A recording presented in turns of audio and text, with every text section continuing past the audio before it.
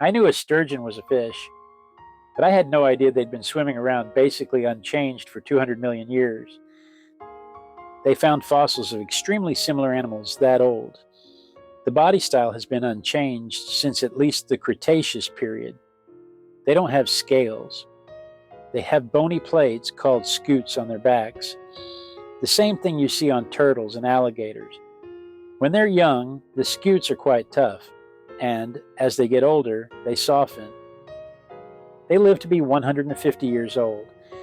Don't hit sexual maturity until around 25. The females don't start laying eggs until 20 to 25 years old. The males a little sooner at 15 to 20. When the females do lay, they'll drop close to 2 million eggs, but they only spawn every 4 to 7 years. That worked fine for them all the way up until the age of industrial fishing. In the 1800s, when they caught these things, fishermen would throw them on the shoreline, let their bodies dry out, and then use them as logs to fuel the fires on their vessels.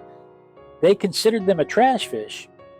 Then one day somebody decided to cure and salt the roe and sell it as caviar. And they didn't just sell it as caviar. They sold it as Russian caviar, which shocks me. How do you call it Russian caviar? But they did. They packaged it and shipped it to Europe as Russian caviar. Once they found they could sell the roe, they found a whole lot of other uses for the fish too. They smoked the meat.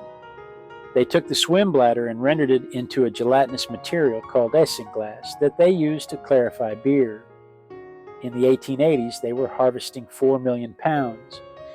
By 1928, it was down to 2,000 pounds, hunted to near extinction.